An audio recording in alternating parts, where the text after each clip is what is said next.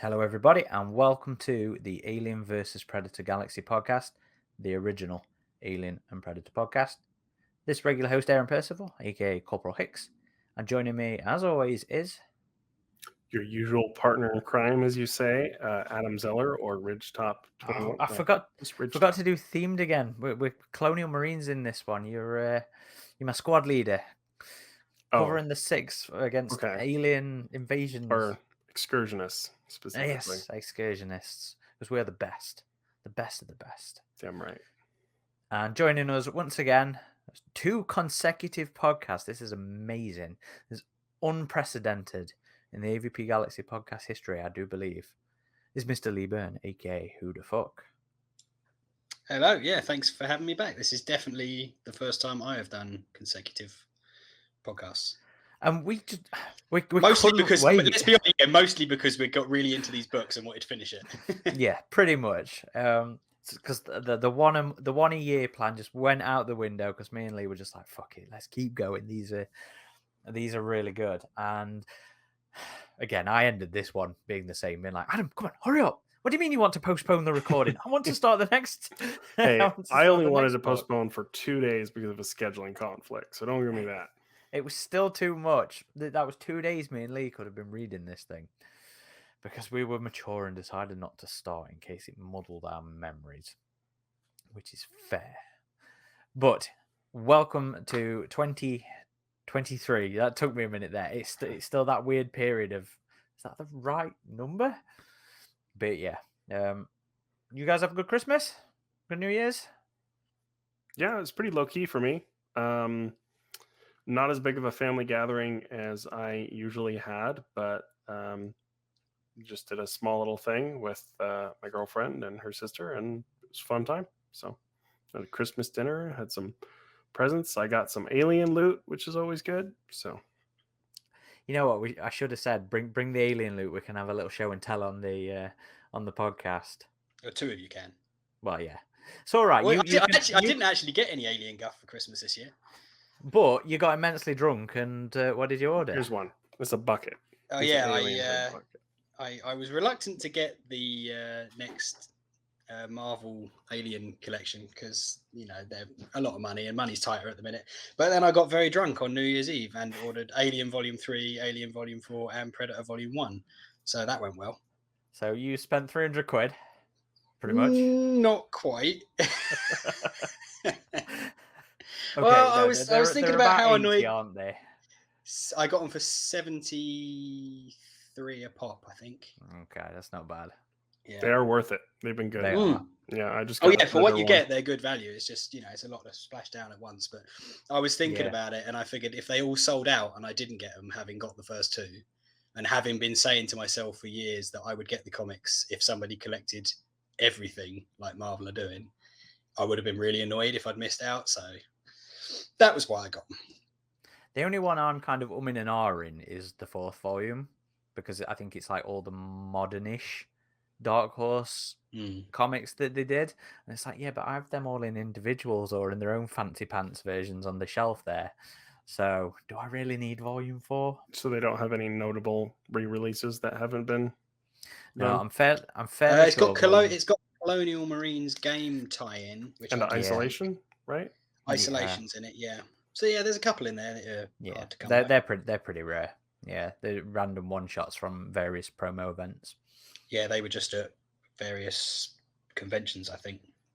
Although I got Isolation because they did it free around when the game came out. They released it for free online, so I got a digital copy of that. Yeah. I think I got mine from. Well, it'd either be Birmingham. I think it was a Eurogamer at Birmingham, or EGX at Birmingham, or a London one. So I've got a copy, bagged and boarded. It's bagged and boarded, guys. I'm doing this now with my Alien and Predator stuff because Marvel brought out those storage boxes. I got a signed copy of the Isolation one because I won the little contest Creative Assembly did. Oh, nice. Christmas wise, I did okay. I got the giant Lanard Predator behind me on the shelf there, and I got the ATAX figure, which has been a Kenner figure that I've wanted for ages. I was making money when it was more of the McFarlane's sort of era, so I never really got many Kenner figures, just a couple. But I got a tax for Christmas. I was quite happy, and I treated myself to the Prowler, NECA's Prowler alien from Fireteam Elite, and Eagle Moss Hero Collectors. You know, they have many different names as aliens, head bust. And we were talking off the air about this, and I hate that I've done it because I love it so much. But I also got the Mezco 112 Jungle Hunter. Aaron's getting into the premium figures now. I really hope I don't, I'll be honest. But you won't regret it. We were sat here talking before we started recording, and I started taking it out of the box because I've only just got it yesterday. I haven't took it out yet. And I was just geeking out over the little details and the quality of the figure. And now I fear I'm going to be spending £100+ on figures.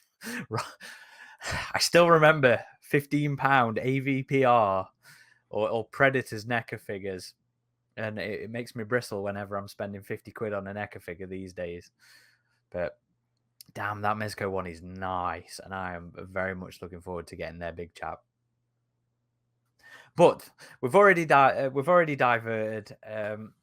We are continuing our little review series of the Rage War, a big AvP.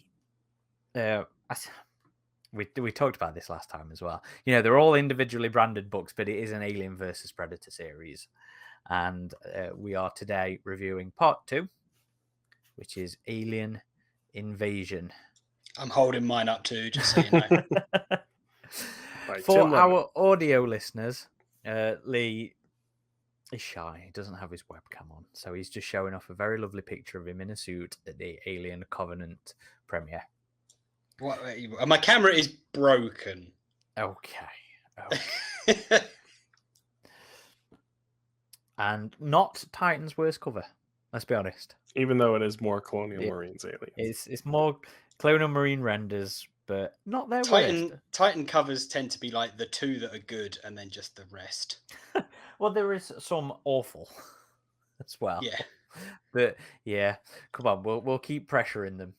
Yeah, so before we start talking our thoughts on this one, we've cheated because we discovered that these books actually have, and I love this, by the way, previously on the Rage War at the start of each book. So we're going to cheat. Leigh is going to read us out the previously on Alien Invasion.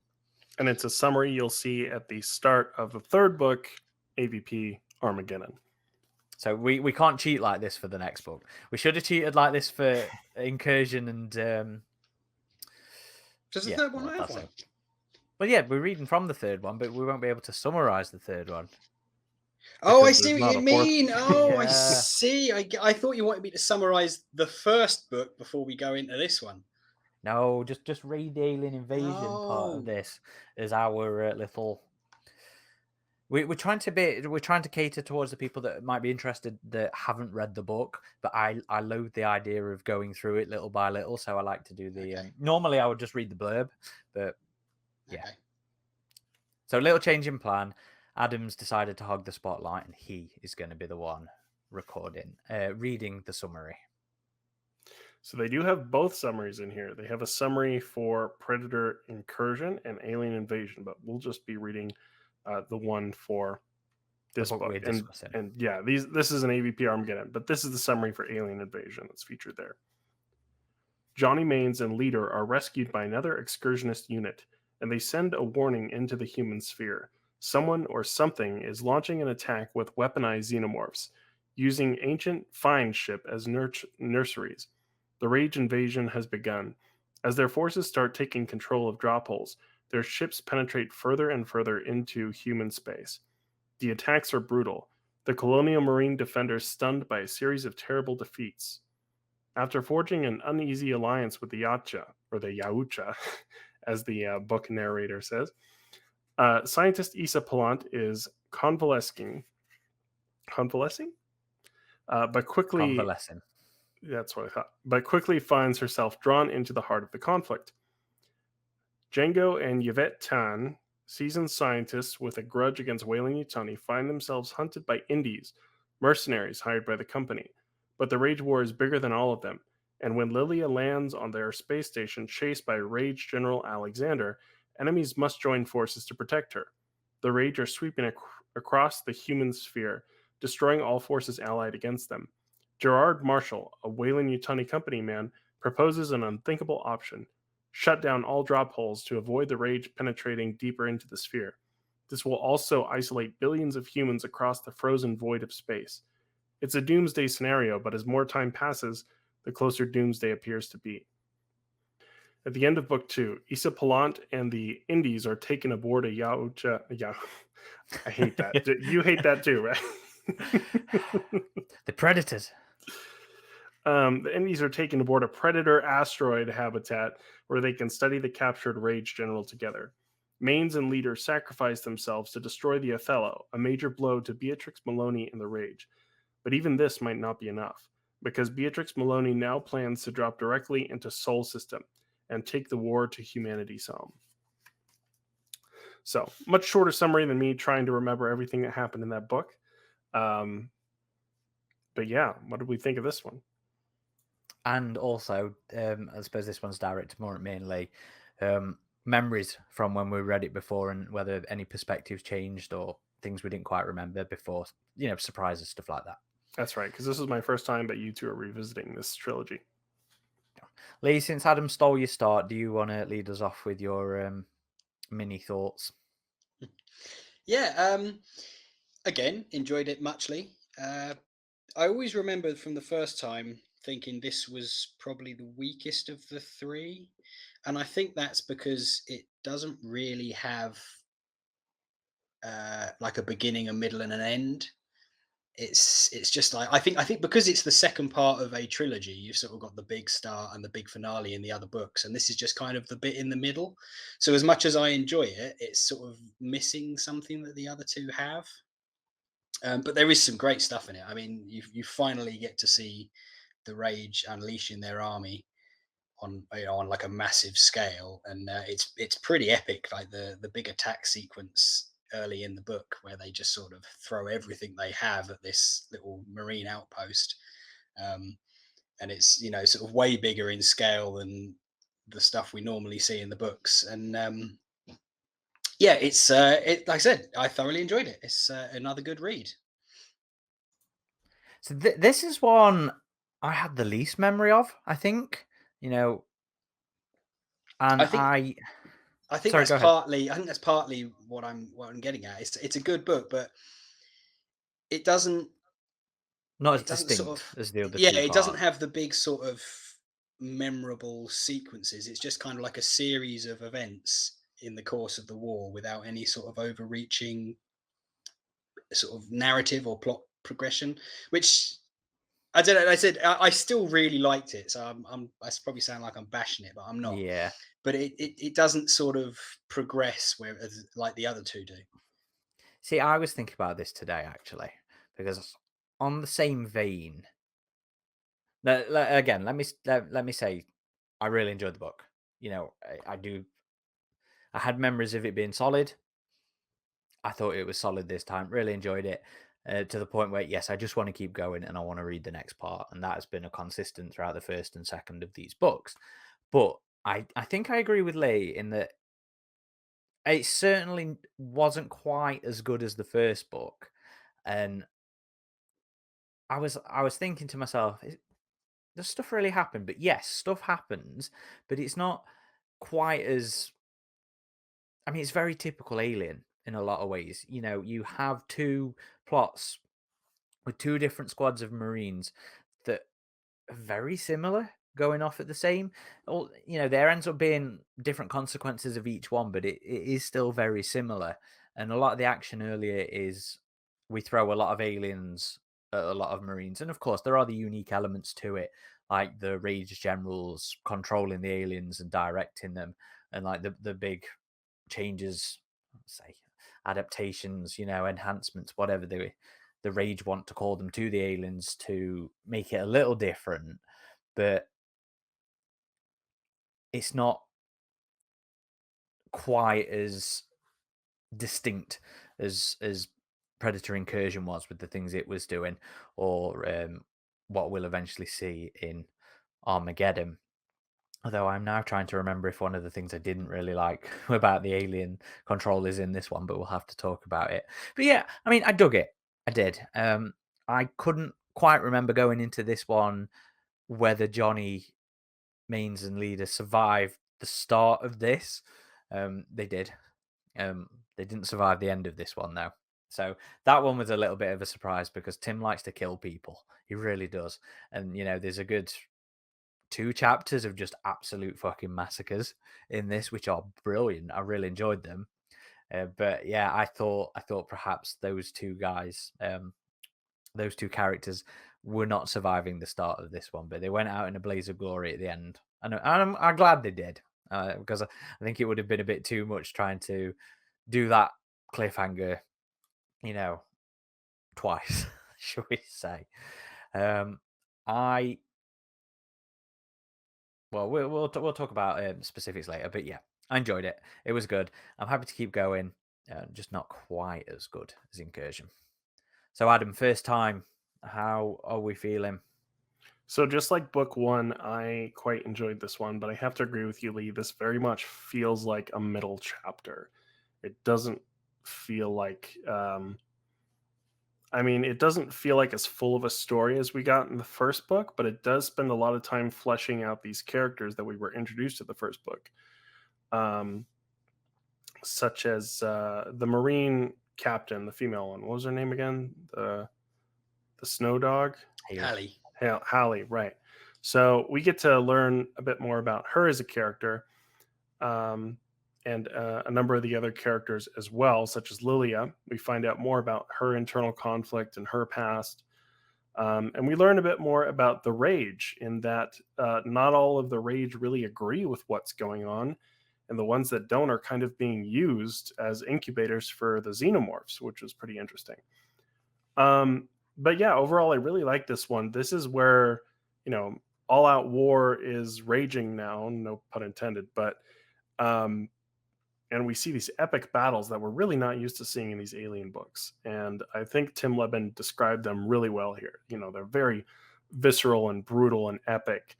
And seeing the aliens used as weapons and controlled by these android generals was really intriguing. It's just something that we really don't see. Again, I could see how some people think this kind of takes the fear factor out of the aliens, right? As they're just essentially become military tools in this series. And that's something I felt like the book could use a little bit more of. Like, it didn't delve into the horror aspect of the alien as much. But I guess in this kind of space opera story, it's not really focused on such things. I don't know if that changes really in the third book, but I would assume not. I did really like the Predators in this because there's kind of a peace, or at least a truce, going on between the humans and the Predators. And there's a bit more communication between the humans and the Predators in this book and their uneasy alliance. And I really enjoyed what we saw. That it reminded me a lot of the 3 World War comic with that. So I'm curious to see where that goes in the next one as well. But overall, another solid read, just like the first one. And I'm looking forward to completing the trilogy and seeing where this ends up. So I don't know if I missed this, but you just said the Rage that disagreed were used as incubators. Yeah, was because that a one-off case or two that I forgot? The abandoned ships they found, and they weren't the Rage. The people that were in the pods, they were other finesse ships, right? So Like the fine ships were the colony ships that they hijacked. They weren't the Rage. But they said something like they were rebelling and they were followers of Maloney. Yeah, there was a rebellion, but I don't think they used them as the people that were impregnated on the ship. They were the colonists that they'd hijacked, that were originally and then I think the rebels say that the general on board unleashes his aliens on the rebels, so the rebels will just get killed, I think. Yeah, I think he started hatching all his aliens early, or some of his aliens early to killed the rebels, because the rebels had done a good job to start with, if I remember rightly. But the Rage were from the same fine ship, so it's interesting. No, different Well, they ships. were different fine ships, but they were part of the same fine group of ships that went out deep into space, right? No, the Rage No, ships no, weren't fine the ships. Fines ships went out before them. They're basically the Covenant going out to go and colonize somewhere. And when they Really then slowly. subsequently left, they caught up to the fine ships and captured them and used them to breed used the people on board to breed the aliens. But when all the Rage ships were attacking, they were like, "Oh, it's an old fine ship, and it's been heavily modified." Yeah, so they Yeah, were because bringing they've them as cargo. repurposed them. Oh, I see. Okay, They're basically just like birthing factories that they're bringing with them now. gotcha. Yeah, I'm a bit confused there. I thought they were like another group of the Rage that had tried to rebel or something like that. But I mean, that's the thing with this series as well. You know, it is a huge scope. We said on the last podcast, you know, the scope is galactic combat, you know, and there's a lot going on, a lot of planning, and you know, that kind of stuff that's going into place here. So I'll forgive you for getting confused there. Yeah, there were two sequences right next to each other too, where two different groups were kind of exploring these automated ships that both had human pods. And I thought it was the same ship and these two groups were going to run into each other. But they were completely different ships. And yeah, unfortunately, this time around, Mains and Leader died, which I was rooting for them. I was hoping that they would get their rescue again, because it's like, they're back in the same situation again. But I'm glad they went, because I think if they did, you know how you're saying like there were two sort of similar situations going off, that's where I was kind of like, it's feeling a little bit samey. And if they'd have survived and pulled another start of this book, end of the last book, I'd have been like, oh, Tim, come on. I mean, they went out with a bang, so at least certainly that. did. So they took out a fine ship, didn't they? They didn't take out. No, they took out the Othello. They took out the Rage right, command ship. Yeah, because it showed that's when Beatrix changed her plan. Changed her plan, yeah, because that was her sort of ace in the hole. She was like, the whole attacks that happen at the start of the book, it turns out they're all just a diversion.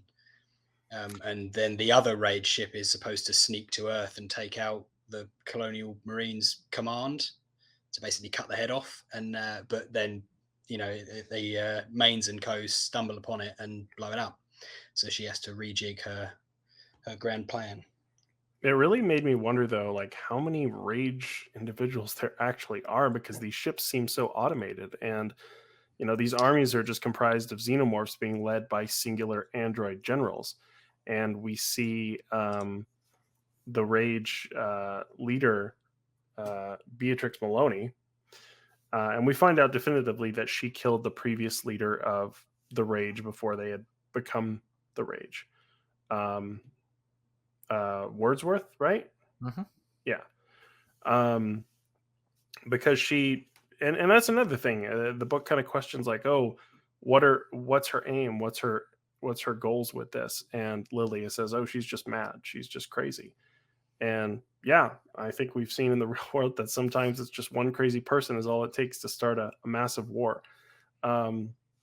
So yeah, I'm curious as to more of the Rage society. I'm like, is it really just a couple of old individuals in these gel tanks at this point? Like, I know they have a number of shipborne people that the first book says there's 97 founders left. Who are the old so ones? They're the original, like the OG people who left Earth. And then obviously there's some shipborne on top of that. I don't think we ever get a number for those, certainly not in these two books, but there's obviously not a huge number of the original. Not a big society for one that wants to conquer the entirety of human space. So I don't even think it's that she wants to conquer it. I think she just wants revenge. Yeah, I think it's a pure vengeance driven story for her at the end of it, you know, which is quite aptly summed up with the name of their faction, you know, Rage. And I think that works. Now, real quick, I did say that there wasn't enough xenomorph horror in this book, but there was one particularly horrific sequence where she essentially watches 3 humans being fed to the queen one by one. And it's pretty messed up. So there was that sequence. Well, there's a good bit earlier, Lee. You messaged me about it because you'd forgotten it. Do you remember?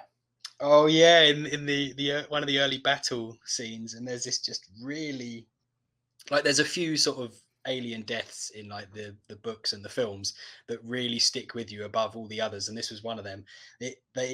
One of the alien disembowels this guy, and it's the guy's insides are all coming out, and then the alien stands on them and pushes him over, and I was just like, that is just it's Oh one of man. those things that just sort of touches a nerve. That's nasty. Yeah, that's grim. Yeah, horrible stuff. There's one I always remember from Cauldron, and it's not so much the death as it is what they do with the body, and it's one of those moments I like towards the alien intelligence, where in Aliens Cauldron by Diane Kerry, the alien sort of like blows into the guy's chest to sort of make him sound like he's screaming as a trap. I bet Adam hasn't read that. I remember that. Yeah, no, Cauldron's not one of the ones I've read. It like it puffs air into his lungs, doesn't it? Yeah, to make it sound like he's screaming, just to draw other people in. Yeah, that's one of the ones that always stands out with me. So should we talk specifics then, gents? Adam brought this one up, and I think it's a good place to start, and it is aliens as army and controlled, and the assorted advancements, enhancements, whatever you want to call them. How do people find that element of this? Especially now that we saw them in action, being led.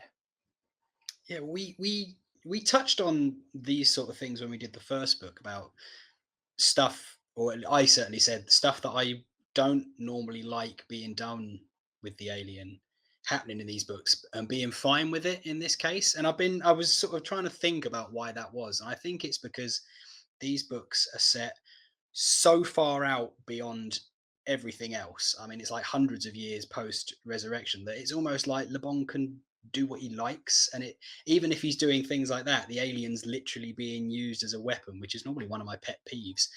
It sort of doesn't matter because it's so far away, and you can just say, well, they've got the technology to do it this time and it works and there's a reason for it.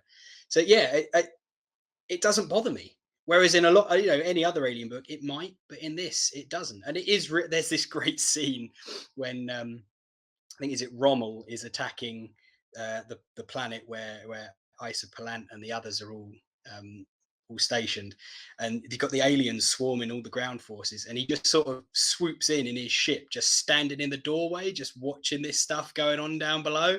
It's like, I mean, it's kind of daft, but it's also really cool. Like, just have this sort of dude standing there watching the carnage that he's unleashing with his blank android face. Like, I always remember that visual as being one of my sort of takeaways from the book.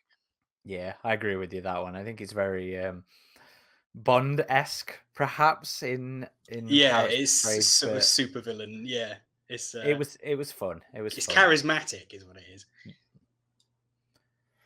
Yeah, I mean, it was how the book describes these big alien swarms just going into battle, and the kind of firepower that the human forces are using against them that can just devastate them. But the xenomorph numbers are so overwhelming. Like it says, 3 are there to take the place of one that falls. So yeah, it was really cool seeing those big battles.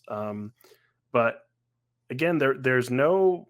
I know all these books are Alien versus Predator books, but there's really not a lot of Alien versus Predator conflict. So I kind of understand why they did it, and I'm hoping the third book has a bit more AvP in there with the big battles, because that would be cool. You don't. You're right in saying that, and you don't really see it. But I love the bit where Halley and co board the ship to try and recover. They're trying to get one of the android generals so that they can be studied, so they can try and work out how to counteract their control of the aliens. And so they find this drifting rage ship, and they go on there to try and get a general, and the predators that have been shadowing them just sort of come along just for jollies, just to have a little hunt. Like, they're there, this sort of life or death mission to save humanity, and the predators are there just sort of getting their rocks off, having a hunt while the opportunity presents itself. I loved that. That was such a neat little moment. In all fairness, I think they did already know what Halley was doing. So I know that the excursionists No, they're not excursionists, are they? They're just Marines. I know that they sort of like speculate that perhaps they're just there to get their jollies, but I think they knew what they were doing. Going in there as backup. I think maybe a little of column A, a little of column B, but I just love the idea that in the middle of all of this, they're still like, yeah, let's go and hunt some aliens. They're just like, I thought that was a really Predator thing to do. Yeah. We're also introduced to two new characters. Hang on, I ain't talked aliens yet. I ain't talked aliens yet. Come on, because there's a few bits in here I wasn't sure about. These were the things that I sort of had a little bit weird memories of. In general, I would agree with Leigh. The whole aliens as weapons thing, like it's really fun in Nightmare Asylum. It's really fun in book 2. When it's doing it for the first time, really, and it's impressive in 3 World War because somebody finally controlled the aliens, and it's impressive in this one because humans finally controlled the aliens, very unequivocally controlled them. This is no play, this is no trick. They are 100% in control. So that's impressive to see, and that's what I said last time. But I do kind of bristle a little bit at the whole wave combat of using the aliens as this swarm kind of thing, because it's not massively interesting in terms of combat, but it makes for some really interesting visuals, and there's some fantastic descriptions as well, and there's little bits of it like where the Marines survive the initial onslaught. The raid ships swoop down, drop all the aliens, and the Marines barely survive against this. And then, oh shit, there's more coming. So there's some really interesting visuals there, and that's kind of threatening. But I think it's this book introduces the breathing apparatus. Am I right? Was that what they observed it during that initial chapter? On their backs, and I'm sure we all have the same thought. Like xenomorphs should be able to survive in vacuum without that. But so that was something that I wasn't massively fussed on in this. But where one of my opinions did sort of change was I remember the big deal being made of the aliens self-destructing upon death, and I think from my initial read, my opinion was, but why? They normally just spurt acid everywhere anyway. But I was thinking about this one as well, and it's like, yeah, but we only really see that when they've been hammered with, the smart gun or the explosive tipped pulse rifle rounds and stuff like that. So maybe the aliens aren't quite as naturally acidly explodey as Aliens portrays them to be. So I kind of mellowed on that one a little bit on this read through, especially because then it also, the rage want to keep how they are controlling the alien secret. So it also factors into them destroying the evidence of the crazy nanobots in the alien system. So this time round, that was something where my opinion changed, and I was like, yeah, okay, I'm on board with that. Perhaps they don't always explode naturally, so that'll be a good extra way of getting extra damage in, especially with the way you're utilizing them as just throwing them all at there. And we see some really good acid deaths in this. They some of the descriptions were, because a lot of the soldiers wear these protective suits, but then it'll describe once the acid finally penetrates into the suits and what it does to their bodies. And it's pretty horrific descriptions. So, I mean, did you guys have any thoughts on those particular elements? Were they or something that I didn't remember is that quite often when you're talking about the aliens exploding, I always remembered it as that, like you'd kill them and they literally blow up. But quite a few times in this, it's actually described as them melting down rather than, physically exploding. They just sort of, melt themselves into nothingness, which again ties into you saying, Aaron, the rage trying to withhold the secret of how they're controlling them. They destroy themselves, so there's no evidence left. It does always kind of feel a little bit weird when they do go into sort of acidy or melty kind of affecting the aliens, because you're like, wait, that's your trick. Like when Lebbon did Out of the Shadows and they had an acid gun in that, I was like, surely that doesn't work. So when when they're trying to use their own sort of tricks on the aliens, it does feel a little bit weird. But yeah, narratively, I thought it worked really well within the world and the intent that was going off here. So it definitely didn't bother me as much as I remember it being the first time around. So Adam, you were wanting to talk about the Tans, I believe. Yeah, so these are two new characters that are introduced on this kind of way out there space station that they just call Hell.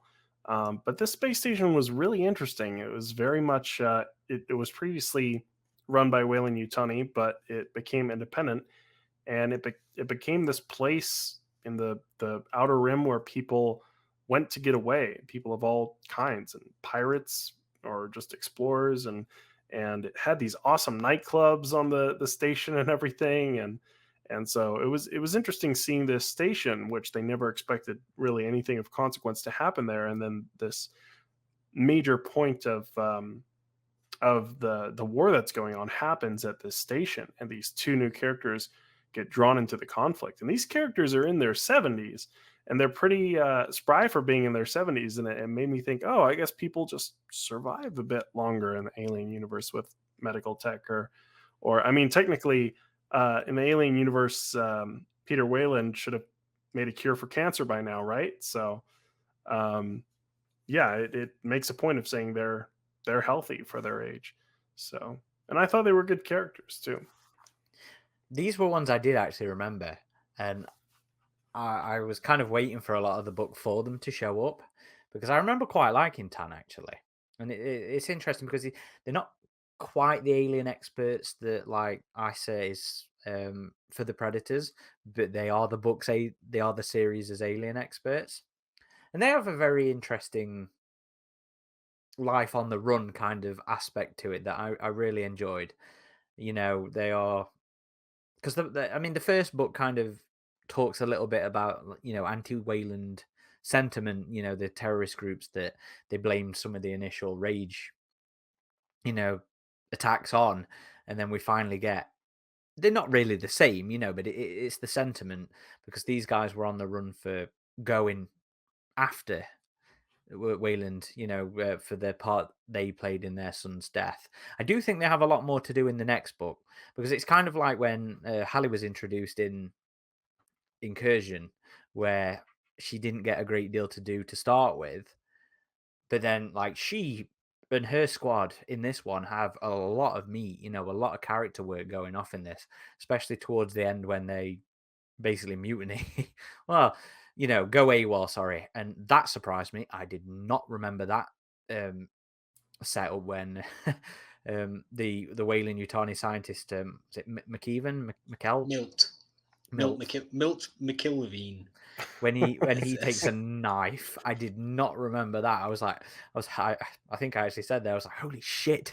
Yeah, when that happened in this. That was one of the most interesting parts of the book, honestly, because Issa had kind of been developing this friendship with him, but she kept making this point like, well, I don't really know who he is, and he definitely has these deep loyalties with the company. And it had come to a contention a few times between them where they had debated the merits of the company as growing beyond just this mega corporation to this actual human governing body. And there was a debate whether they really need any more power, even if it's power to supposedly quell this invasion by the rage. What would they do with such a power after this conflict? And it presented an interesting question that this group wasn't so certain about. And so when Milt made the idiotic move of pulling a gun on them, they took care of him rather quickly. So yeah, that was an interesting curveball in the book. And it was nice to have the meat of these guys actually making that decision as well, you know, because, you know, we're always given, you know, the Marines follow orders, you know, that kind of mentality to it. And yes, Hallie isn't, you know, the most faithful to them. She is sort of under the 13, not the 13, one member of the 13's name. we're always going to struggle with the names in this because there's just Marshall. so many. Is it Marshall or is it Barkley? Marshall. It's Marshall. Marshall. Yeah, Barkley's the leader of the Weyland-Yutani. Yeah, he's Yeah. So she doesn't, she doesn't really like Marshall, but to see them make that decision and then go against it all was nice to actually see those characters get a bit of meat and a bit of development, especially throughout the book. And she might not like Marshall, and we all know that Weyland-Yutani's evil and everything, but Tim does a good job in this with the scenes we get with Marshall. He's like, I wish you wouldn't hate me so much. Yeah. So it was kind of interesting. He's not a bad guy in how he like sort of talks to, he's always interacting with the general of the Colonial Marines, the commander-in-chief of the Colonial Marines. And it's very sort of little interesting humanizing moments for both of them because they're these immensely powerful figures. And, you always think of Weyland-Yutani as the evil corporate overlords. And, that's the theme of Alien. It is the evil corporations. And to that extent, you sort of, perhaps not so much with the general. I forget his name as well. There's too many characters. Bassett. Lee always fucking knows. This is why you run the Xenopedia. all the name memories. You don't sort of hate the military leadership as much by nature, but he does sort of represent the big bads of military kind of stuff. But with these two, they're always very sort of humanizing each other and not being dicks to each other, and it makes for an interesting little comparison with the way they are portrayed and interact with then like some of the perspectives of like Isopal and this decision to shank a Weyland scientist because he wants to follow orders. Tim, I think we said it before, Tim is a really good writer, and it's little moments like that I really enjoy. But then he's also fucking brilliant with world building. That I think relatively early on, there's 2 chapters where it's just red shirts getting slaughtered just to show red shirts getting slaughtered. But he takes the time to really build all these, these guys up before he slaughters them off. And it doesn't. Some books you kind of get that little weak sort of setup towards a guy that's just about to be off, and it never quite felt weak here. It just felt like really good character and world building before he slaughtered them, and it just worked really well. I do think I really want Tim to come back and do another Alien or Predator book. No Yautja, please. They are predators. But hey, it's become the I'd standard really of like the to see books. him back. Yeah, I mean this is a very epic space opera presentation for Alien versus Predator, more so than we've ever seen before, and I think it really works here. And but yeah, I would love to see Tim come back as well. There are some interesting little details in this as well. So, like, this is one of only a few handful of things that, lore-wise, don't think you'd survive a chestburster being removed. Yeah, I'm never like fully on board like with that, that. do you? I've always kind of liked there's a sliver of hope that maybe, and I always found it kind of cool, like in the old PS1 game, Alien Resurrection, where if you got implanted with a chestburster, you would go around looking for this surgical device to take it out. So I think that's an interesting part of the whole thing, where you're not like 100% doomed, you're like 95% doomed. If you can find a way to remove it, having that sliver of hope there, I think it if anything, it intensifies the dread, because there's a chance, and you have to do everything you can. But Colonial Marines in the game, I think that might have been the first to introduce it. Maybe I might be wrong, but they were I'm fairly sure it came from the tech manual. Oh, did it? Okay, I'm fairly sure. Even if you take it out, the placenta in there is like a cancer, and it'll eventually kill you in the span of days, if not weeks.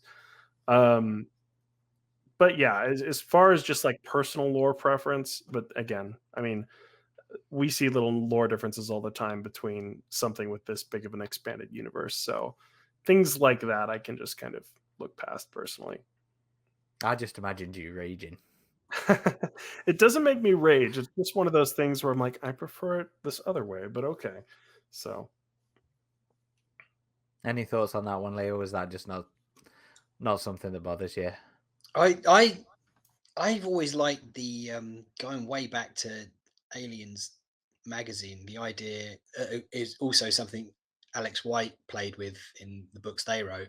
The idea that what the face hugger doesn't literally put an alien in you; it injects you with something that makes your own body create the chest burster from its own tissue. And the idea that you could take that out but you would still die ties into that quite well, because your body has obviously been messed up on the inside, so even if you take the malignancy out, you're still going to die. So I actually quite like that idea.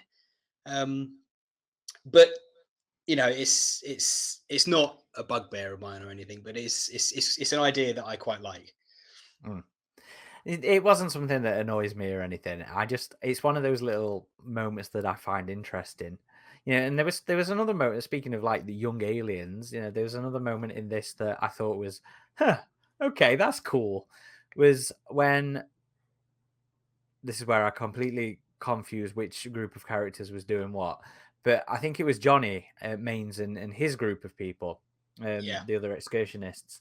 Oh, and as an aside there as well, just talking back to Tim's character and world building, we get them for a little chunk of the book. These Durante. Yeah, that was the CEO's name, wasn't it? Yeah. And how much I love those guys. He doesn't need to give me much page space, but He's good with banter. Mm. And like that's a good way to get you to like characters. Like just a little bit of banter thrown in, witty banter, and it makes them likable people. It's what Cameron did in Aliens. Yes, I was going to say, even it's the very guys who Alien. die first, they have like Frost is one of the first to go, but he's got, what are we supposed to use, man? Harsh language. That makes him a memorable character. Real quick, before we move on, I wanted to make one more point about that little lore thing. It's still a difference we see sometimes, like even in the recent Marvel comics, right? With Gabriel, because he survived giving birth to an alien and it psychologically affected him. Like he was somehow linked to the aliens after that. And that's also kind of an interesting That was concept, interesting I find. part of that. So that kind of goes with the, this is kind of how I like it, where it's like this. So there's a chance of surviving. So yeah, but again, it's not like a big deal for me or anything. It's just interesting that this has been this little piece of lore that kind of goes this way, then it goes the other way. So yeah, that's fair. It completely distracted me now. And I'd already distracted myself, Adam. I think, were you going to say about the young aliens? Yes, I was. Yeah. Because that was such a fun little moment where I didn't remember it and I wouldn't have expected it. Where the Marines are trying to escape, the excursionists are trying to escape, and they're like, "Oh, we barely fit through these ducting, so there's no chance that the aliens are going to get through there." So the androids general's like, "It's fine, I'll just send the babies in; they'll fit." And I thought it was absolutely brilliant. Was this just send the young aliens into the hive sure, they're just gonna get blasted to fuck like all the aliens have been, but it was just one of those little tiny details of tactical decision making where I was like, yeah, okay, this is fun. Yeah, I'm aboard for this. That one gave me a smile. It kind of reminded me of those little aliens in Alien Covenant. Well, it just comes out like that, instead of a chest burster. But I just imagine those little things like crawling in there. I was like, ooh, that's creepy. I think they're in the RPG as well. I think they call them imps in the RPG, if I remember rightly. But I'm assuming you liked that one as well, Leigh. Yeah, because they, the general starts birthing all their aliens there and then. So I presume they take some amount of time to grow to adulthood. So yeah, just all the ones that are still small enough to fit in this little ductway where they're hiding out, he sends them all in. So you get these like not chest bursters, but juvenile sort of smaller aliens going after him. Yeah, that was a great little touch. It was, like you said, it showed you intelligence on the part of the general. It was good tactical thinking, but it was also just fun and something that we don't really tend to see. In the films, they birth and then the next time you see them, they're generally a full-grown adult. So it was a nice glimpse into sort of a bit that we don't normally get any. Well, that's one of the moments from Alien 3 I'm always a little disappointed with, because they very distinctly have a juvenile version of the runner, but he's so enclosed in shadow that you can't really tell. You have to look at some of the puppets to see what he is this younger form of alien. And to be That's fair, the thing. They're off hiding, yeah, so they true. can So they get can full grow. grown. I know, But since they're being controlled, he'll just send them all in there. the androids were interesting as well, because I think Tim did a fairly good job of making them distinct. He did give them little bits of personalities and stuff. Although I was disappointed with how he ended the one that attacked the planet that Pallant was on. The Rommel. one that Rommel. The one where we see he goes into a cave, and then the Marines are like, we're gonna have to go him after And him, then he right? just And then self-destructs. it cuts to later where the guy's decided he's just gonna blow himself up to again preserve their technology. But that one did feel like an editorial snip. I'm not gonna lie. I expected more of a pursuit there into the caves. Yeah. Yeah, definitely. But I do like the generals. Yeah, the one on the ship we were just talking about with the baby aliens. I think that was Jones. Jones, yeah, who Tim says it's a named for a fictional historical military commander, and he gives you a little bit of blurb about what this commander did and why they were so well known. But Jones, I love where he hacks into their suit radio and is just giving them shit while they're trying fighting for their lives, running from these aliens, and he's just mocking them over the radio, or she, should I say, because the android's named for a female commander.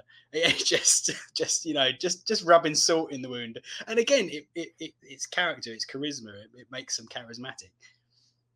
This is why we love Hoob so much. It's just Tim's ability to just endear you to characters. And there was, again, visuals as well.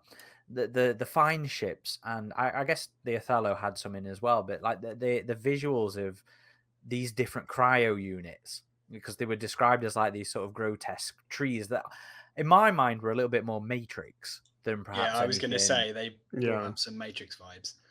But that was really cool, and like the visuals of fire in 0G and the effects of like the plasma weaponry and what had happened in the ships. The damage that was done by all like the 0G fire and the combat and stuff. I was like, damn it, Tim, this is good. This is good, man. I love the bit where Durante and the Rage Rebel, when they go out and they're in zero gravity on fire, just kind of floating together, wreathed in flame. Like, that was an awesome visual.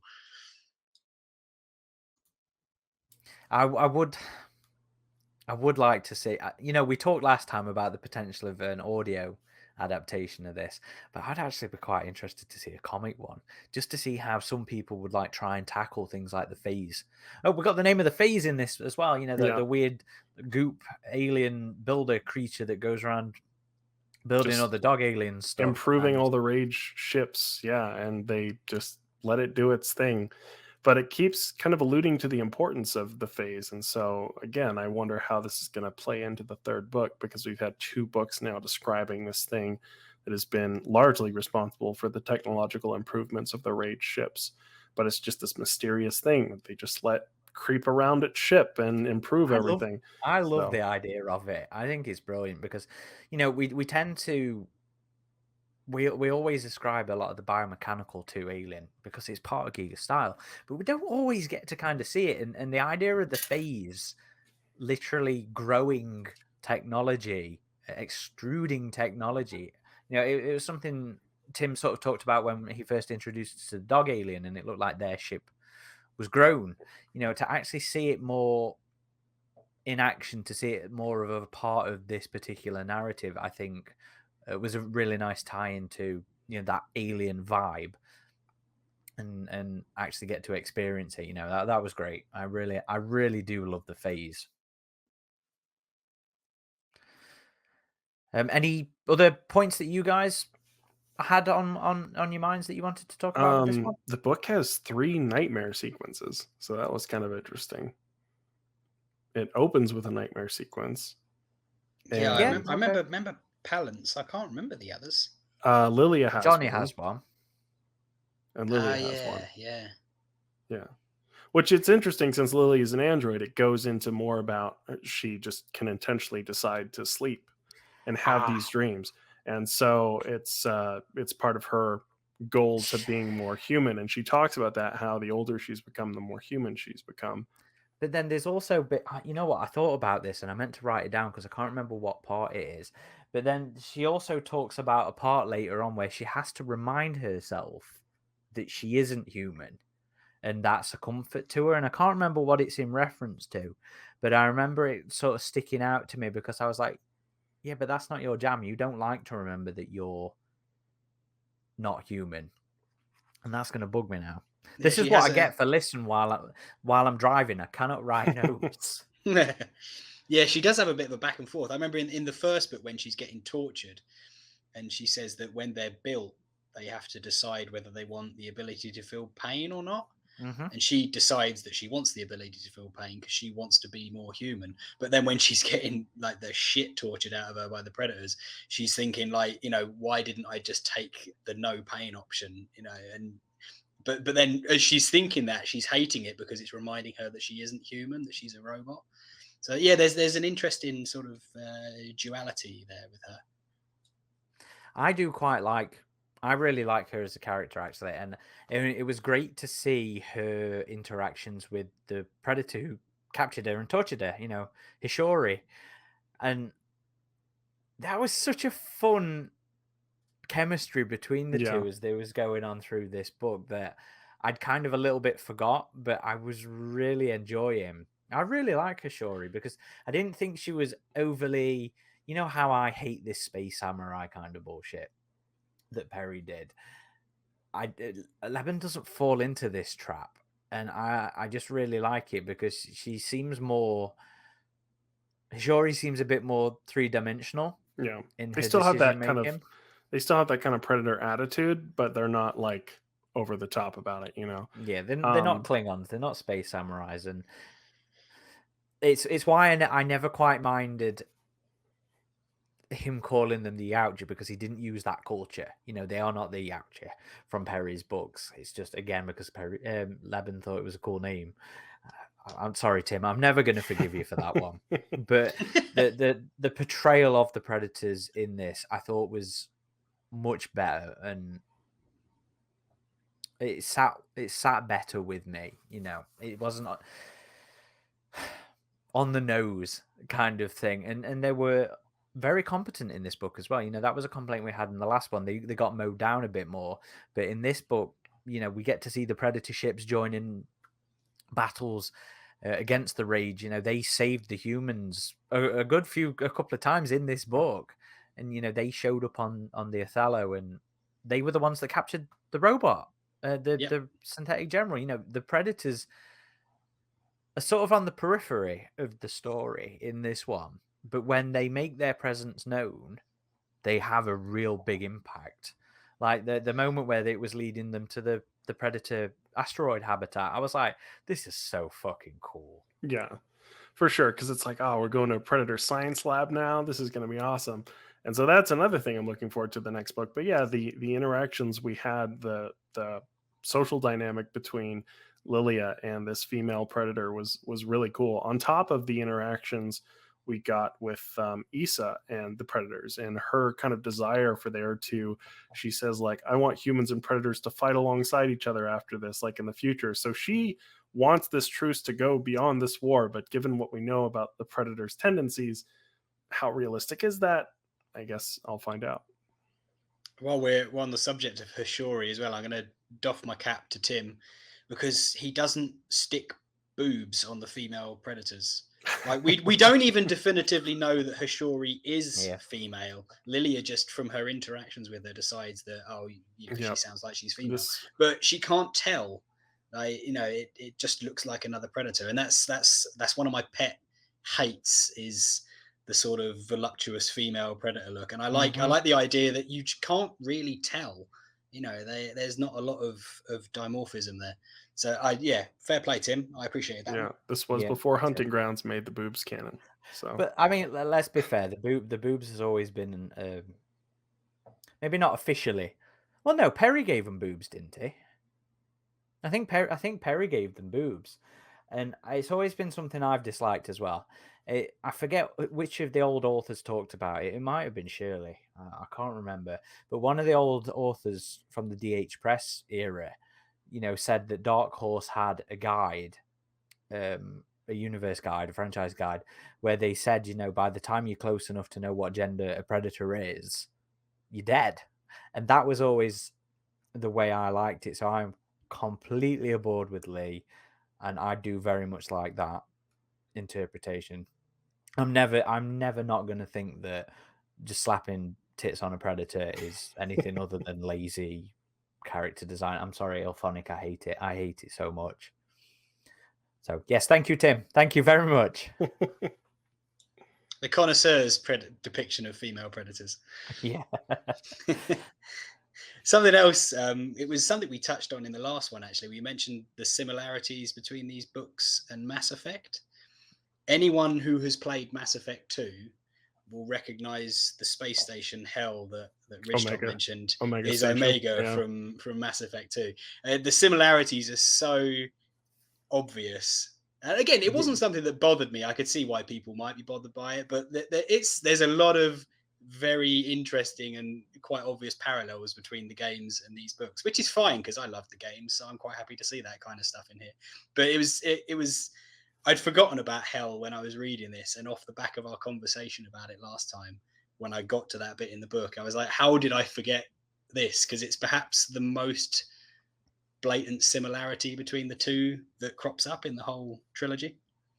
So as somebody who's, again, still not played Mass Effect, but I've downloaded it, the anniversary remaster, whatever. Well, it was on free on PlayStation's equivalent or whatever it is. So I have purchased it and I will play it. But as somebody who is an infidel and has not experienced it yet, do you think it's intentional?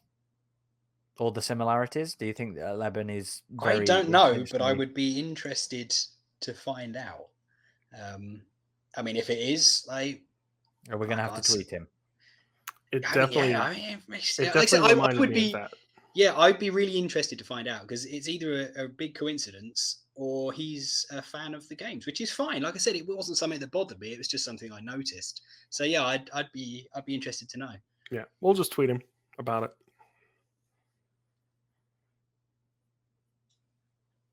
There's one more thing I wanted to mention, and I was chatting about this with Hicks before we came on.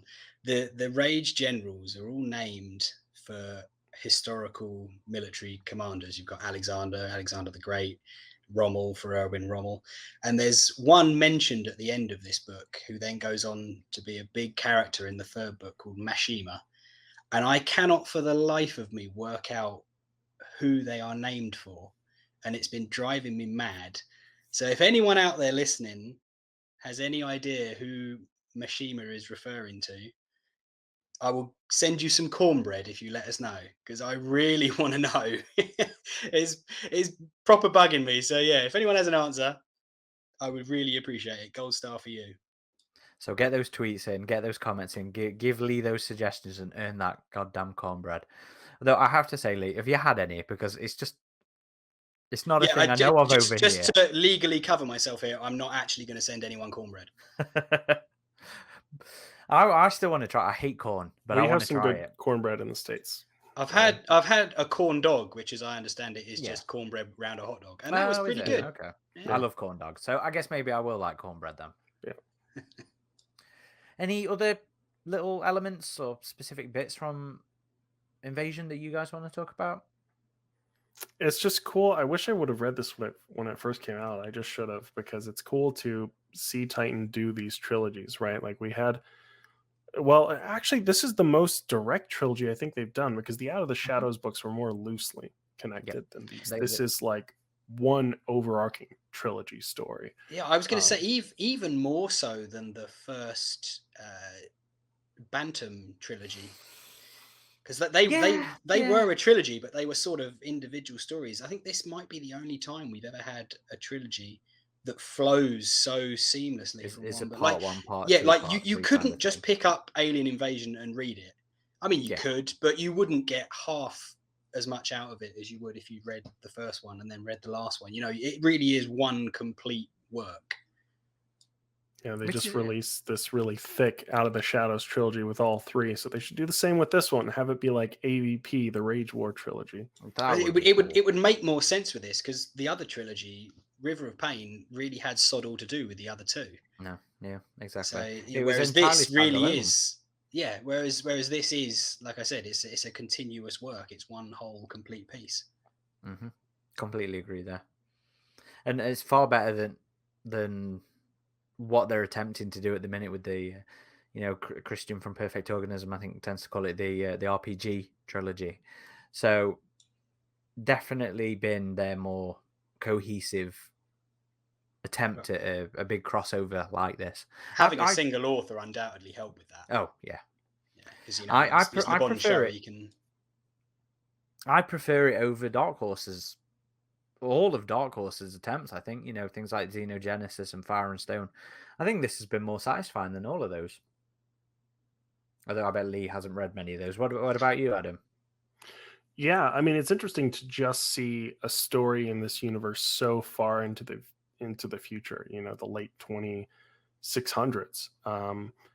But yeah, the universe they've created, if you like Mass Effect, like it very much feels like a Mass Effect space opera version of the Alien universe, and I can dig it. It's like I said in our last podcast, it's not something I would want for every Alien story. I feel like for the most part, the Alien stories are better as these more intimate horror oriented things, but as this own separate thing, I think it works really well. What would you guys say for?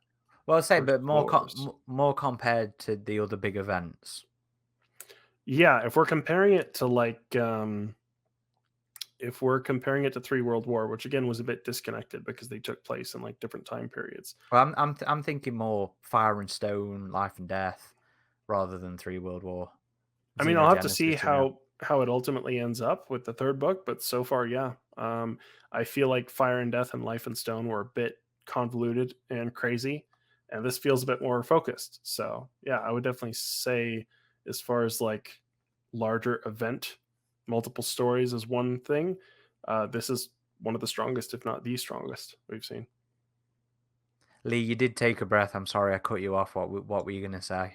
I was just going to say, as you said, I've not read a lot of the comics, but I have read the original Bantam novel trilogy, and slightly controversially, I'm not a huge fan of those early. Yeah, you don't like music, not music. You don't like Nightmare Asylum, do you? No, I don't. The art is just superb. It's just, to be fair, I went to it for the novel first, and in the novel, Spears is just too much of a dick for me to believe that someone wouldn't have stabbed him in the back already. Spears is so much better in the books than in the comic, in my opinion, and I love both. See, I just the whole way through, I just couldn't believe that someone hadn't already shot him in the face.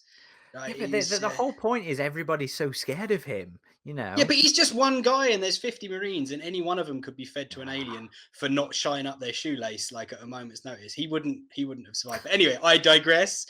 Compared to that novel trilogy, this is leaps and bounds ahead of it. I think this is like comfortably the better trilogy, and it's comfortably better than the other Alien trilogy that Titan put out, which I enjoyed. But like I said, these are some of my favorite Alien Predator books because they're just so different and so memorable and so much fun. Yeah, fun is a good way to describe this entire event. Yeah, definitely. Oh, and let's mention it now before we forgot. Oh no, is it relevant? The whole greyback relation thing from Galacta. I mean, it's still kind of interesting. You brought it up, so yeah. In the first book, yeah. Yeah, we forgot to talk about this on the last podcast, and that's because I'd remembered it as implying that Galacta was greyback, the Predator Elder, whereas I think Leigh and Adam took it as a relation. I took it that Galacta is descended from someone who was in the group of Predators at the end of Predator 2. I think he could be related, possibly, because he talks of it as his parent hunting party, but the book also, I'm not keen on this. The book implies the Predator's like 10,000 years old, so if he is that old, sure, he could have been greyback. He could have been knocking around in 10,000. No, that's hundreds.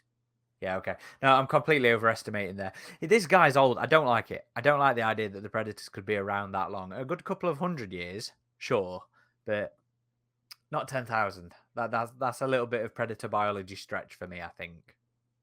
But that was something from the last book. But you guys have any thoughts on that one? I mean, it kind of goes to something we've seen and taken issue with here and there in the recent Predator books, Aaron. There can sometimes be these random callbacks, and it seems like they're just placed there for fan service. Sometimes it works, a lot of times it doesn't. I didn't see this as a big issue. It was just like, oh, Predator 2 callback, sure, whatever, But I don't think it really was necessary, honestly. But yeah, if it was more overt, if I think, like you were saying, Leigh, it's implied that he's a descendant of, if not Greyback, then one of the Lost Tribe. But I think if it was like, oh, he once hunted on Earth, and like if it was explicit that he was Greyback, I'd be like, oh, come on, book. Like, so I'm glad it wasn't a direct kind of link thing. Yeah, I quite liked it actually. I agree with Adam in as much that normally callbacks just take me out at the moment, but this one it was such a sort of offhand comment, and also it was a reference to something that doesn't ever really get referenced to. Like at the time, there weren't really any nods to Predator 2, in the EU that I was aware of anyway. So it was like, oh, that's neat. They're actually, they're giving Danny Glover some love. So I quite enjoyed it. But as for the 10,000 years, I don't actually remember that. So I'll have to plead the fifth on that one. Yeah, I didn't remember seeing that explicitly said either. And it says like 10,000 suns. It's all broken up kind of part of the translation. And so you can kind of get away with, that's not what that meant. But I mean, that's how I, just flicking back over it, before we were recording, just to... I'm certainly not keen with the idea of predators being that long-lived. That's a bit extreme. For me personally, it's like 1,000 to 2,000 years, somewhere in there. That's because still too much for me. We've explicitly seen 1,000, and we've seen humans vampire the predators and last more than 1,000 years as well. So for me, it's like there's solid enough evidence. I think it was like the back of a NECA figure said like over 1,000 years old or something. So there's been a few instances of predators being described as over 1,000. So I'm like, between 1,000 to 2,000 years I can kind of go with, but most of them die in combat before then anyway, right? So, if they're lucky. Yeah. Bless them. Going out there, getting killed, being all cocky and whatnot. Bringing honor to their family. No honor. They're just out there having fun, goddammit. Anyway, any other points you guys want to talk about with invasion or incursion that we might have forgot from last time? I think that's pretty much it for me. Yeah. Okay. Do we want to do scores? What did you give it? What did you give it, Aaron? I know you reviewed it. It'll have been a 7 point something. You know what? I'm curious now myself as to whether I actually reviewed it as better than incursion at the time. What we got? I don't think I did. You gave it, let's see here. So I gave incursion a 7.2. God, I fucking hate myself that long ago. Oh no, I gave it the same, 7.2. Yep. I think I'd go with more a 7 for this one. Because again, towards the end, a lot of the events started to get a little bit similar and kind of confusing as we've done in this episode. So I think I'd say it was a 7, whereas I give incursion a 7.5 maybe. I probably agree with that. Yeah. The difficulty I'm having here is I can't remember what rating I gave incursion in the last podcast, but whatever rating I gave it, I would probably give this a half, maybe 1 less. Like I said, I really enjoyed it. I just didn't enjoy it quite as much as the first one. Yeah. I think we can all agree it's a solid read, but if you're going to read these, read them in order because it's one story. So, and read them relatively close to each other as well. You'll want to, I think we've discovered. I genuinely wasn't expecting to want to crack on as much as I have. You know, I don't remember the weight with these ones being excruciating, but with the enjoyment I'm having now, I think I'd be a little bit pissed off waiting for the next release, because I'm just having so much fun with these books, and I'm really looking forward to doing. I think I must have waited until they all came out, because I don't remember waiting between them. I think maybe I knew, because I knew it was a proper trilogy. I think maybe I waited until they were all out. But yeah, like you said, I mentioned it in the last one. I've been off, you know, Alien and Predator stuff. But when I started reading the first one of these, you know, Hicks and I were both just itching to get onto this second one, and now we're both itching to get onto the third one, because we're enjoying it so much. We want to get it finished. Yeah. Which again is contrary to the habits I've developed lately as well. I don't like binge reading series. As you know, even the franchise Alien and Predator, I will normally read an Alien thing and then go to something else, so I don't burn out on Alien, so I don't burn out on Predator. But this one, I'm just like, yep, all the way through, please. Let's keep going. So again, it's a credit to Tim. It's very much a credit to Tim. Right. I guess we're done for this one then. Our first podcast of 2023. Did you say what episode we're on, Aaron? I don't know if you did. We are on 159. Which makes the Marvel one 160 on the next release, and I don't know how we're going to feel about that one yet, because you haven't read past the first issue as of recording. I've read 2 issues. So, you've read 2 issues, and but I mean, Eric hasn't read any yet. Those so take I have me no much idea what shorter the vibe's going to be than the books. So, well, of course, yeah. But yeah, that'll be our next podcast. We're recording that just a few days after this one, actually, where we review the first arc of the Marvel Predator series. Right off the bat, I will say it seems better than their kickoff of the Alien series, at least their initial one. And then 161 after that will be Armageddon. Yep, we'll be completing the Rage War trilogy, which I am looking forward to, and I'm sure you guys are as well. And then not long. I don't know if it'll be immediately after or there'll be a gap, but with them we'll also be tackling one of the recent ones and doing Aliens Vasquez, which I bet Adam's forgot, haven't you? No. Oh no, you remembered, didn't it? Okay. And we'll haven't read it yet. I need to read it, but so we actually are doing a lot of binge reading at the minute of the Alien stuff, so and the Predator stuff. But I'm in the mood. I'm enjoying it. I won't be after Vasquez, but we'll see. Yeah, we'll see. We still have a number of new ones we haven't done yet, like the Rift War, another war. Eyes of the Demon. That's the one I'm thinking of. Oh, that noise spoke volumes. Rift War. Yeah, let's not go there. We've had fun. Let's end on a positive. When does Enemy of My Enemy come out? February, is it? February, yes. Okay. So that one should be relatively recent, relatively soon as well. Sorry, should we say? And then there's nothing on the slate. No, Alien Arc 3. That'll be finishing soon as well. Oh well, I mean, there's no Titan books on the slate currently. Not unless something is revealed with the coming soon page of Enemy of My Enemy, which is how we always used to learn about the books. They don't seem to do it as much anymore, but we'll see. Hopefully not. I mean, we know that there's some. Do we know? Not for sure, but it seems like things are moving forward at Titan. They were soliciting stuff. We know that. Well, they've really been hitting it with the books lately, so I wouldn't be surprised if they maybe lay off the gas a little for a while. Well, especially with the quality of last year. It was such a... No, stop it, Aaron. Stop it. Rage War fun. We'll talk Marvel next episode. A more positive Marvel, at least for me, experience than the Alien stuff has been. And then we'll be back for what I'm sure will be another gushing of love for Tim Lebbon in Armageddon. I don't know. I might be surprised Adam might not like the conclusion. I doubt it, but we'll see. Leigh, do you want to pimp out Xenopedia? Yep. avp.fandom.com. Drop by, contribute, read, say hello. We do have a forum on there somewhere, I believe. But be good to hear from you. Just don't read into a microphone and then post it to YouTube. Without proper accreditation, anyway. Yes.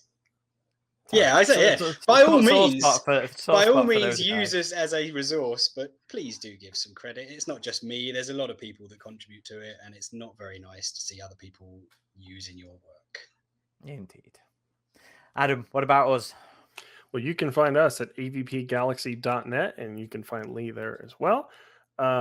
So yeah, come join us on our forum to discuss on our old school message boards with other fans. But you can also find us on all the major socials: Facebook, Twitter, Instagram, and of course YouTube. If you'd like to follow me personally, it's at RidgeTop21 on both Twitter and Instagram. And for me, it's at _Corporal Hicks, just on Twitter. I don't have as many fancy photos to share as Adam does with his awesome toy photography stuff that he's doing. Who knows? If I get obsessed with these Mezco things, it might lead me down a horrible path. We'll see. Yes, do it. But yeah, thank you everybody for listening or watching. Like Adam says, please do go check out the website. Please do go check out the YouTube channel. We're putting a lot of work into our own videos and articles and stuff like that. I'm very excited for one I'm working on the minute about a unused treatment for a third Alien versus Predator film, which I'm at the minute. I'm only just at the start of editing the video. I don't know whether it probably won't be out by the time this video is out, but keep an eye out because I'm very excited for that one. Yeah, we've wanted to get this one out for a while. We've had this one to our chest for a little while, so it'll be nice to finally release it.